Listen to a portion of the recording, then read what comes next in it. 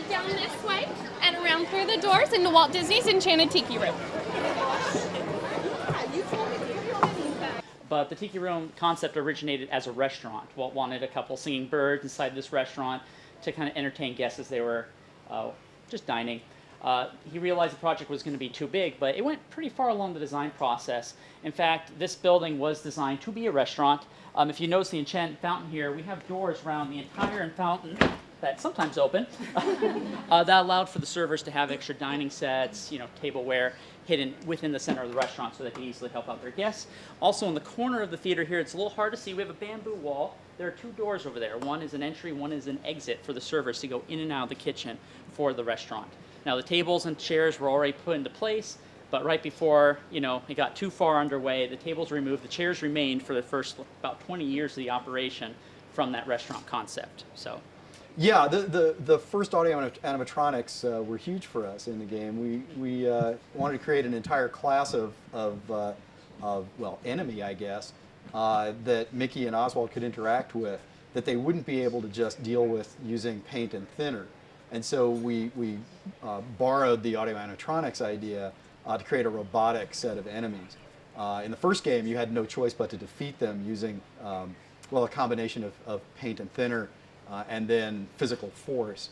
But in the new game, because Oswald controls electricity using his remote, he can actually stun and take control of the animatronics. And so you can actually befriend the animatronics now instead of having to defeat them. So it's true that in Disney Epic Mickey 2, you can actually get through the entire game without ever defeating a single thing. You can befriend every single thing in the game, which strikes me as a very Disney thing to do.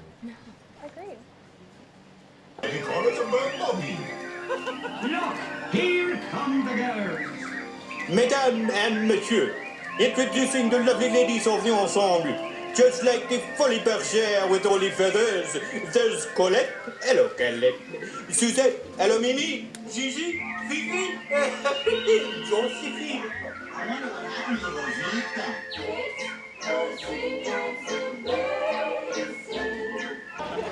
So our next stop here at the Jungle Cruise is one of our opening day attractions, one of the most anticipated attractions on opening day. The world famous Jungle Cruise. You guys all excited? Yeah. You ready to go on a cruise? Yes. All right. Watch your step. Ready for a cruise. Just don't step on your watch. That's a terrible way to kill time.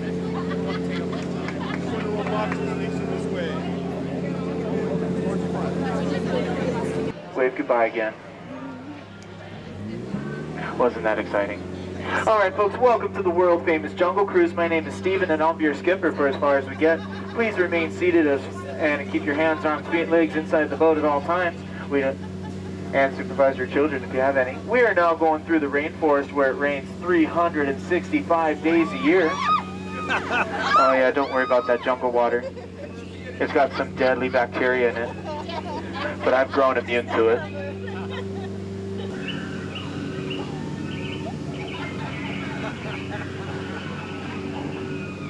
We have just turned down the Great Nile River of Africa, and if you don't believe me, you're probably in denial. And if you look to the left of the boat, you can tell by its huge ears and tusks that that's the great African bull elephant, the world's largest land animal. And over here to the left, that's Trader Sam. He's the head salesman of the jungle. Business has been shrinking lately, so today he has a special. 2 of his heads for 1 of yours. No matter how you slice it, you always come out ahead. And that's his best friend Ellie right there. He says he got her for her personality. I think he got her for her trunk space. If you'll please do me the honor of ringing the doorbell. Just twist it. And welcome to Walt Disney's private apartment. Come on in and take a seat. Welcome to Walt Disney's private apartment. Come on in. Welcome to Walt Disney's private apartment. Please watch your step. Welcome to Walt Disney's private apartment. Please watch your step. Please watch your step. Welcome to Walt Disney's private apartment. So how many first-timers do we have here at Walt Disney's private apartment?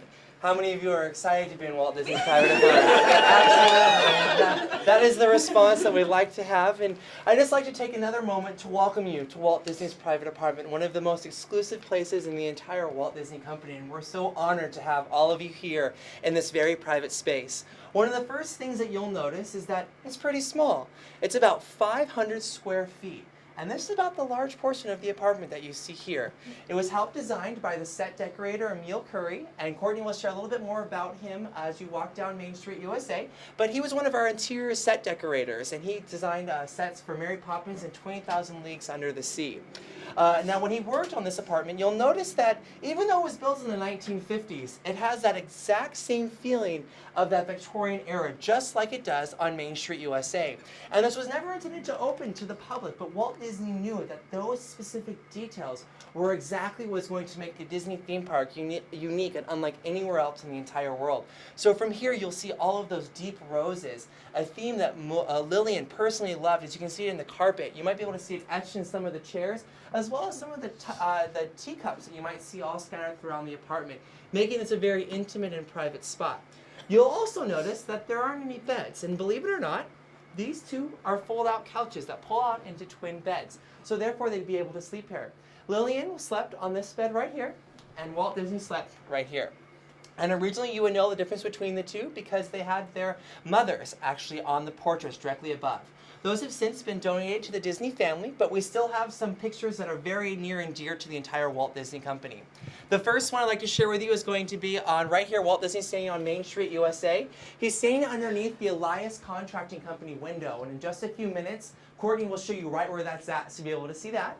Right over here above Walt Disney's bed, you'll see him rehearsing for the opening day speech right here, just down here in Town Square. One of the first things he wanted to have here in his Mickey Mouse Park, as we say, was a railroad that encompassed the entire area.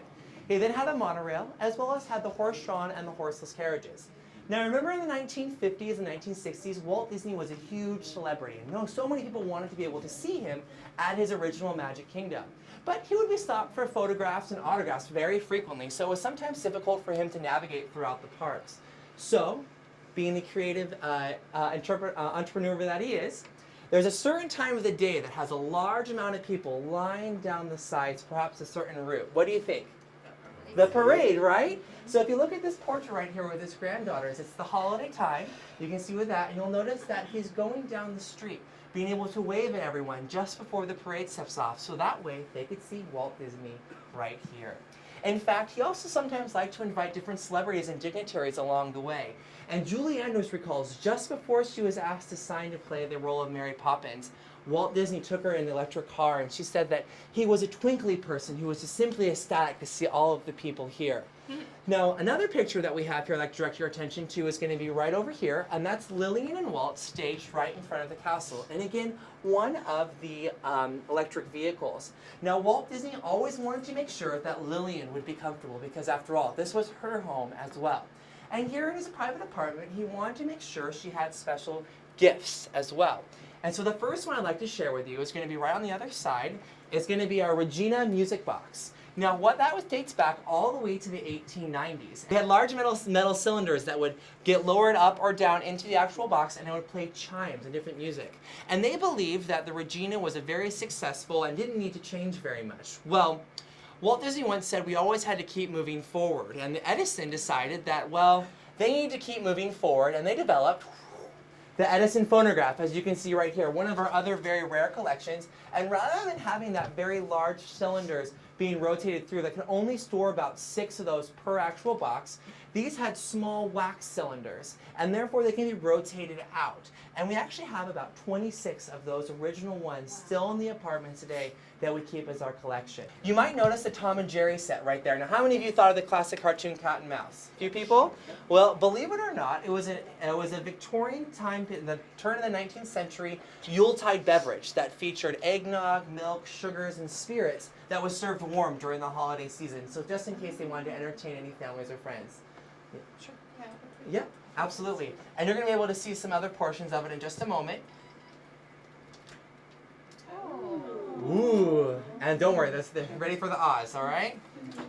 Ah, well, don't worry, we'll rotate through it. We'll let everyone get a moment to see it. It is a large group, don't worry. But in here you can see some of the original china that Lillian had collected, as well as directly below it there is a grilled cheese maker. Remember though, even though Walt Disney was hugely successful, he was a very simple man, and sometimes some of his favorite treats were grilled cheese and cornbread and chili, and we still to this day serve chili on Main Street, USA in his honor.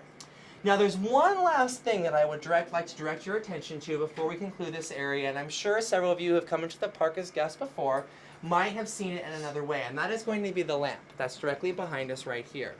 Now when Walt Disney was building Disneyland Park, and he spent it several times after the park had opened, guests and customers would know that Walt Disney was here because that light would be on. In fact, it would be 4 o'clock in the morning and that light would be on, and customers, especially at that time, would know that Walt Disney was here and need to be on his best regards. Now, since Walt Disney's passing in 1966, we've kept that light on 365 days a year, 24 hours a day, 7 days a week. So all of our guests and all of our customers still know that right here, this is Walt Disney's original Magic Kingdom, and we keep his inspiration alive in all of us. And not only is it in our customers here, but it's also our guests, because our guests are what make our magic come in. In fact, our grandchild, one of Walt's grandchildren, Christopher, had said, you know, look at this place. He loved being able to come in here and spend the night at Disneyland without anyone here. And he would look at his father and say, this is a dream come true. And Walt would turn to him and say, wait till the people get here. That's when the magic really happens. In fact, it was opening day, July 17th, 1955, and Walt Disney was standing right here. And Sharon Baird, who was an original Mouseketeer, had the opportunity to be here in the apartment as the first guests were being allowed into the park. And Walt Disney was standing right here with his hands behind his back, and he was looking out the window. And as he was looking, Sharon Baird had the opportunity to look and see that he had a lump in his throat and a tear fell down his face. And at her young age of 12, she didn't understand what that meant. But looking back on it, she said it's probably the only time that she was able to see a man's inspiration and hopes and dreams come to life.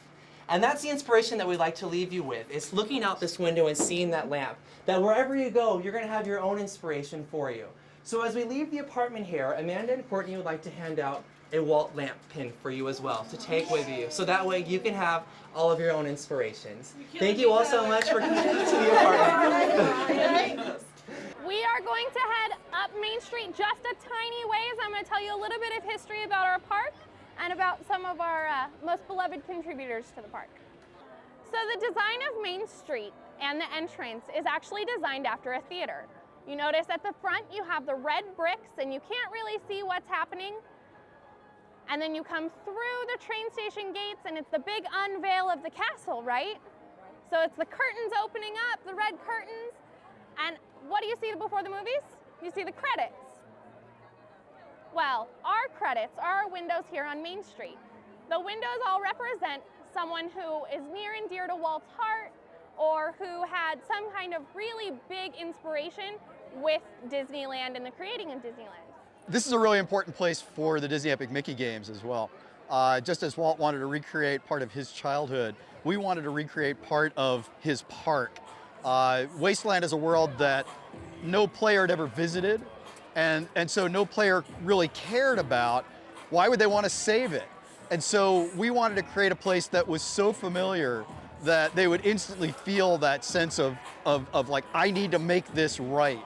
And so we recreated at the beginning of Disney Epic Mickey 1 and Disney Epic Mickey 2, recreated the square, the train station, most of Main Street, and the view of the castle, that iconic view. That's one of the first things you see in both games. And it was really important to ground the game in reality. We built things as accurately as we could. We even got elevations that had accurate architectural detail, accurate colors. We built everything as accurately as we could. And then we did what we call wonkifying. We gave it a twist, so it would be familiar but strange, and a little bit melancholy, so players would want to actually make it right again. So as you walk down this street, think about that when you play the game, and I hope you feel like you've been here before. Excuse me, just behind you. Excuse me, thank you. So here above me, we actually have 3 very important windows dedicated to ABC. When Walt was trying to find funding for the park, Roy, his older brother, went to ABC He knew that ABC was looking for a hit television series from Walt, and Walt was looking for funding. So it worked out pretty well. If you think about Walt Disney's contribution to culture and entertainment in the 20th century, he was at the forefront of absolutely everything. First sound cartoon that made any kind of significant splash. First color cartoon. First feature film, animated feature film. First stereo sound. First Hollywood studio to be involved with television. Instead of seeing television as a threat, he saw television as a potential ally, and he was first there as well. And at the Tiki Room earlier, we saw the first robotics anyone ever interacted with in real life. So in every way, he was just the first. We have Robert and Richard Sherman's Window, the Sherman brothers, who were our amazing songwriters. They wrote, basically, you think of it this way, if the song gets stuck in your head, it was the Sherman brothers. When I was auditioning composers to create the sound of Disney Epic Mickey, the test consisted of two things. Give me a Mickey's theme that we can play whenever Mickey appears, and give me It's a Small World Inside Out, whatever that means to you. So we used a Sherman Brothers tune as kind of our test. And I auditioned about a dozen composers and was ready to make a decision on one when at the last minute a CD crossed my desk from a guy named Jim Dooley, who won an Academy Award for his music for Pushing Daisies. Stunning composer, he's really wonderful. And I said, it's too late, I don't have time for this, and we've got to make a decision and go. But several people said, no, listen to this one, you've got to listen to this. I listened to it, we called him up, gave him the test. 24 hours later, we got back his version of Small World Inside Out and his version of a Mickey's theme. In fact, his version of Mickey's theme, his audition tape, I guess, is what you hear over our closing credits in the game now. It was so wonderful. And he now and a lyricist named Mike Himmelstein actually composed all of the songs for Disney Epic Mickey 2. So now we're trying to follow in the footsteps of Walt Disney and the Sherman Brothers and actually create songs as part of the gaming experience. One more thing, the cast member window over there. Walt said that the magic really happens when the public shows up. That's nowhere more true than for us when we're making a game. Until players actually show up in our world, in our wasteland, nothing happens. The story doesn't take place. Nothing happens at all. And so for us, you're all our cast members. All of the players are our cast members, and without you, we've got nothing. So hope you enjoy the game and make your own story, make your own magic as you play. That's what Junction Point's all about. That's what Disney Epic Mickey is all about. Beware of the consequences of your choices. That's exactly right. You get to define what it means to be a hero in this world. So the story of how and why Walt built Disneyland reflects exactly one of the major goals for the Disney Epic Mickey games. Most games are designed for a specific target audience. Everybody talks about demographics and tween girls and teen boys and frat boys and all that stuff. And after talking to people at the Disney Studios and at Pixar, we were all inspired to make what people at Disney often describe as entertainment for everyone. We wanted to make a game that kids and adults could enjoy equally and in their own way. And with Disney Epic Mickey 2, we've taken one step further. Not only can the kids and adults, boys and girls, men and women, enjoy the game in their own way, but they can actually play it together. That's why the power of 2 is so important. A co-op play, telling a story together with your friends and family is what it's all about. So what we're trying to do is have the game reflect the same spirit that Disneyland does. And in our own small way, maybe that's the greatest tribute we can pay to Walt Disney. Not just recreating his world, but trying to capture the reasons he built this in the first place. There's a girl here with an Hortensia costume. Oh my God! Somebody get a camera! I don't know what's going on. Are you kidding me? Across the plaza and figured Are you this is too kidding? You're on candid, well, not so candid camera. Not so candid, that's okay. Hortensia and Oswald, holy cow. This does not happen. Are you serious? Well, it's great to meet you. Can't everybody take pictures? Everybody has to send me pictures. Here, give me 1 second. I'd like to hand. Are you kidding? Did you think this would happen today, Courtney? Not at all. I have to get this look of stunned awe off my face.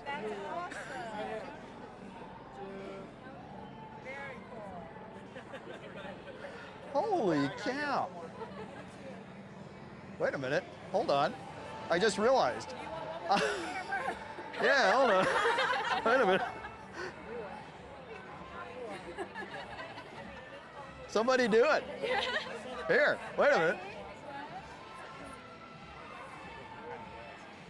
One more. Perfect. You want one? You should get in here. This is Paul Weaver. This is my studio director. He's the guy who actually has to make these things.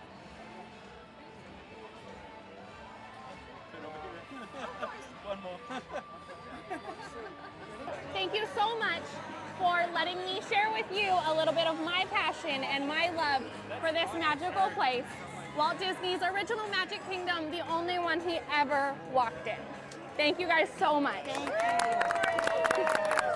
So did everyone have a good time? Yeah. Fantastic. Well, first and foremost, I just want to thank every single one of you for being able to come today and taking a walk in Walt's Disneyland footsteps. This truly is an inspirational place to be, and we're so glad that you've been able to experience some of our attractions, see Walt Disney's private apartment, and learn some of the stories that make this truly a unique place unlike anywhere else in the world. Here at Walt Disney's original Magic Kingdom, we have that story that I may have shared with you while we were in the apartment of when Walt Disney came down those steps to deliver that spiel in Town Square. That spiel was broadcast across the world, and still to this day, over 57 years later, is still being shown to everyone across the world.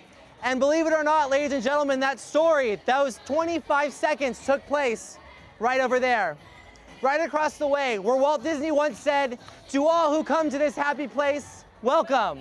Disneyland is your land. Here age relives fond memories of the past, and here youth may savor the challenge and the promise of the future. Disneyland is dedicated to the ideals, the dreams, and the hard facts that have created America, with the hopes it will be a source of joy and inspiration to all the world."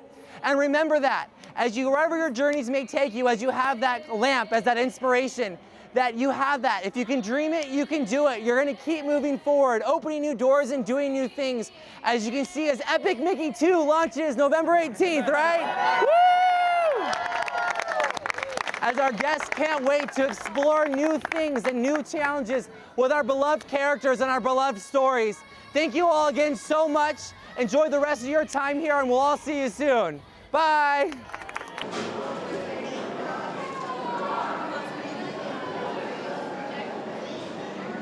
So I just want to thank everybody for coming today and for helping to make this such an amazing day for me. I hope for all of you as well. We got to walk in Walt's footsteps today. We got really cool pins. We're eating at Club 33. I hope you all realize how special this is. And we have a really special treat. Okay, we're going to hear a little bit about Park and about this place from one of my favorite people at Disney. This is Stacia Martin right here, amazing Disney sketch artist, and a woman who I have never once stumped on any aspect of Disney history, he said, putting her right on the spot. And hello, everybody. I am delighted to be here too and to share a little bit of this history that we hold so dear throughout the Walt Disney Company, the history of our films, of our characters, and of course, of our park. I know that much like playing the Epic Mickey game, once you get on a path, you never want to leave it. So I'm going to try and give you maybe some little guideposts to show you some different paths you can take, not only with the icons in the game, but as you explore Disneyland on subsequent trips. So Frontierland was a huge part of early Disneyland's days. Here's the attraction poster again from the 50s showing that graphic styling that's so simple and clean. of the mid-century time. But you can see some of the attractions. They had mule trains and covered wagons, and especially I know that figuring into the game is an attraction which is no longer there. It's now occupied, the space is now occupied by the Big Thunder Mountain Railroad, but the attraction was called Nature's Wonderland. And as part of that, you had a beautiful trip through Rainbow Caverns. So I want to spend a little bit of time on that because you can't see it anywhere except for, of course, in Epic Mickey 2, which you can kind of see about later. 2 is the very important number here, isn't it? Because it's called the power of 2. The very first large interplay of the number 2 in Disney history was from the very first Disney power pair. And who was that? Anybody? Walt and Roy, that's right, his brother. The power of 2, they made everything happen. And then once Walt had his first wildly successful character, everything took off. That's the power of 2, Walt and Mickey. Mickey, yes, which is why the partner statue is at the center of Disneyland's plaza, right at the heart of Disneyland. But there's now another power couple here with the power of 2. And so, guarded by the Laocoon statue, I wanted to send a couple of you home with a little souvenir of the newest power pair in Disney history, representing the power of 2. There you go. And there you go. And if you show everybody who you got, Mickey and Oswald.